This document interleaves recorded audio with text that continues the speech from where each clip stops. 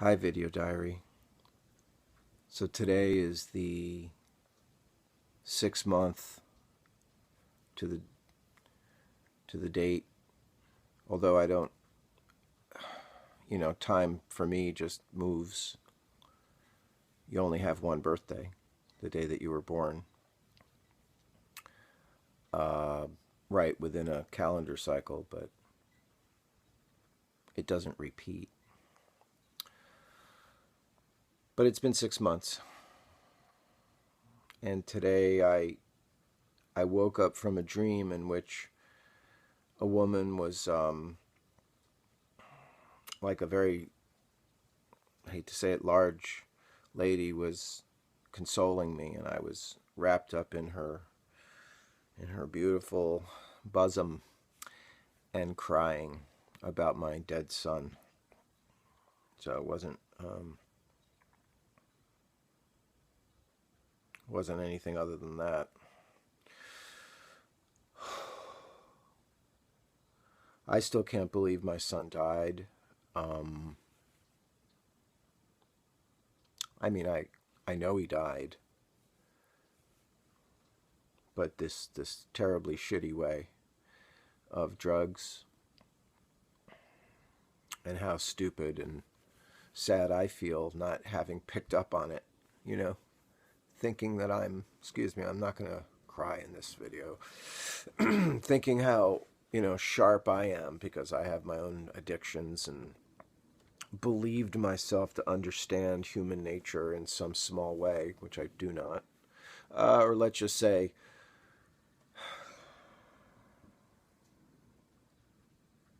I don't know. Leave that open.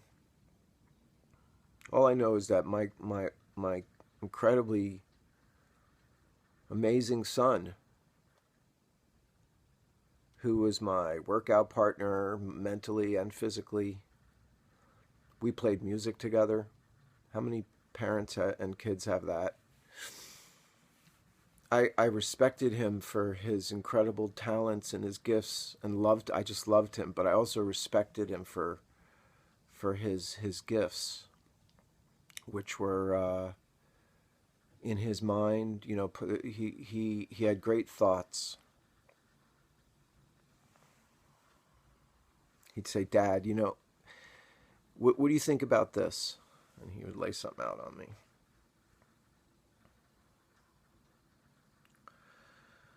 I'm reading a book right now that talks about time being a eternal moment of now, where we're not past and forward future. We're all here now, and that I could project a positive future rather than dragging a negative past.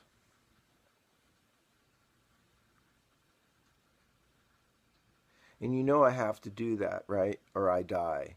It's that simple. I may not die today or tomorrow, but if a person doesn't decide to do the right things, then they do nothing, which is a wrong thing, and they allow everything to happen to them, or they do the things that are harmful to them and just gradually, you know, are surprised when their health goes bad. Or and then sometimes we have no control over any of it, but I don't think that is ever an answer, because we all have control over some of our quality of life, a large part of our quality of life. And certainly if we do, I think we have a lot of responsibility to make that life one in which other people get helped, right? We find ourselves in great circumstances of freedom, and shouldn't overlook other people's still being in the bucket, because when you're in the bucket with everybody else, it's it's almost impossible to imagine a place that isn't like that.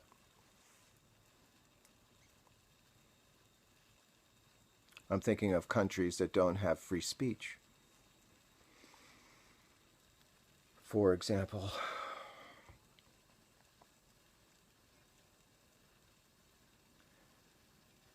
This is so...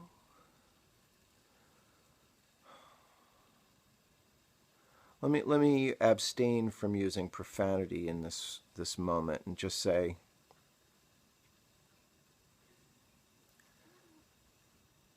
I should be able to call Forrest today. I don't want to accept a life without him yet, like where I start to project really positive things for myself like I always have, because it'll kind of mean that I lost him forever because I have to move on. So in some measure, not moving on allows me to, to hang on. But I'm just hanging on to pain. And this is like probably pretty typical. And in that way, I feel connected to my fellow human more than I ever have. Because in grief, you understand people. You understand that, and I'm sorry people have a difficult time with this, but religions are just bullshit. They're nonsense stories that we've created on earth. Traditional, historic context, tribalism, mixed with good intentions. I can only say that I have discovered a kind of native spirituality. That's what I call it. I don't want to, I can't define it. I'm experiencing it. And it makes me happy. It makes me feel like this is the most beautiful thing in the world, experiencing life. And seeing other creatures flourish, generationally flourish, is, my greatest pleasure. Or what I think, feels the best. When I've taught guitar lessons and you realize, like, wow, that stuff is going to grow. I'll give you an example. I taught a student for a while, and then I had a colleague who's a record producer call me and say, hey man, I heard this amazing guitar player, and something about him reminded me of you. And it turned out to be my student a few years after we had worked together for like 4 or 5 years. And it wasn't, you get it. And people gave it to me. I sought it out. I guess that was my drug, I wanted to be a guitar player. You know what got me off of smoking? I finally made a decision. I made a link between cigarette smoking and being a singer. I told myself that I was full of shit if I wanted to tell the world that I am a singer. Because every gig, and I was the lead singer in my group, every gig, I'm like, at the end of the night, you can't talk, bad technique, but mostly smoking. And, the drinking and smoking combination, that's it. And I was like, well, smoking is part of my identity. I really like it. I have these cigarettes that I smoke. I only smoke a few a day. All that bullshit. And it was still the cigarettes that were causing me to not be the singer that I could be. And so I had to come to terms with that was just a fact, that I'm saying I want to be this thing, and I'm the agent. I'm the only one with the freedom or, ability, context to say no or change. And I did, because I called myself out of my own bullshit. Combination of that and learning music in a more deep way, understanding intervals, singing a major, a dominant, a minor, a half diminished, diminished chords. You start doing stuff like that, and all of a sudden you can sing. You can sing anything. And so that's it. So if you link something to the thing that is harming you, you might be able to quit.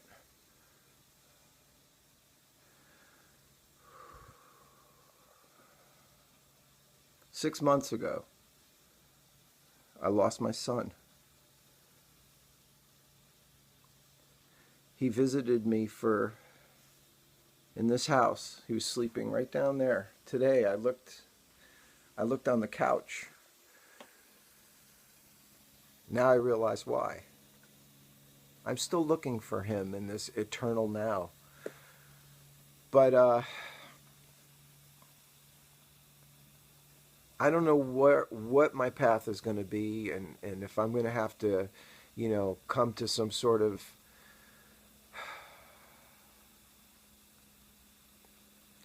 new understanding of what it means to suffer, exist, feel love, let go, be in time. All I know is that my son no longer exists in a physical body in time. And all the machinations and other stuff, it doesn't change that. And the experience that we have that we call life requires present, interaction and existence. And if you do things to kill you, you do things that harm you, you flirt with removing that from the most important people around you.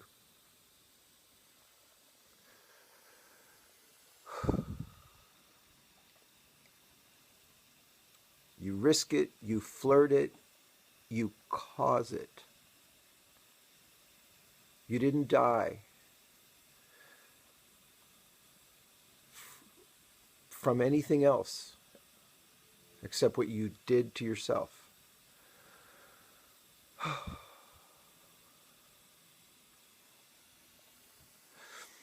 I'm never going to recover, fully. Sometimes I've said I will never be able to forgive him. I don't even know what that means. Forgive him. I love him. I miss him. Instead of letting myself degrade, that's why I'm physically taking care of myself, and in fact going beyond what I thought I could do, because we can all go further than we think we can. We're mostly limited by our own thoughts, and our own thoughts create that perpetual laziness and procrastination and all that stuff, excuses. I made a list. I'll share it in the next installment, because it's like it's something I wrote for my son, and I'll share it on the video. But it has to do with there's no excuse for harming yourself with drugs. Forrest didn't need to do this. And I guess that's the thing that I haven't been able to, buy into or accept. And maybe that's a little bit tied into, me having a difficulty just full on accepting he had a disease.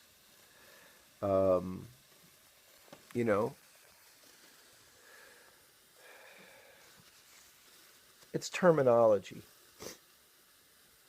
And when I combine that with like personal responsibility, it's a blend. It's a blend. It's a misunderstanding in our society about what these what these drugs are, which is an artificial state. You're creating an artificial state which you think is a good thing, and it's not. No matter how good it feels there, it's killing you. It's like that scary movie where the thing you love is eating you. I mean, come on. And I feel really bad for these young people that I see my son in their faces, and and just these horrible stories. But then I read about people my age and middle-aged people, and I have a lot less compassion for that. I'm just like,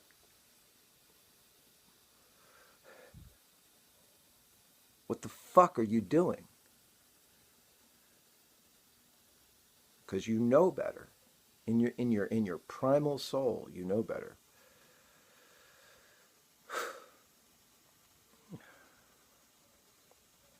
That is my hope.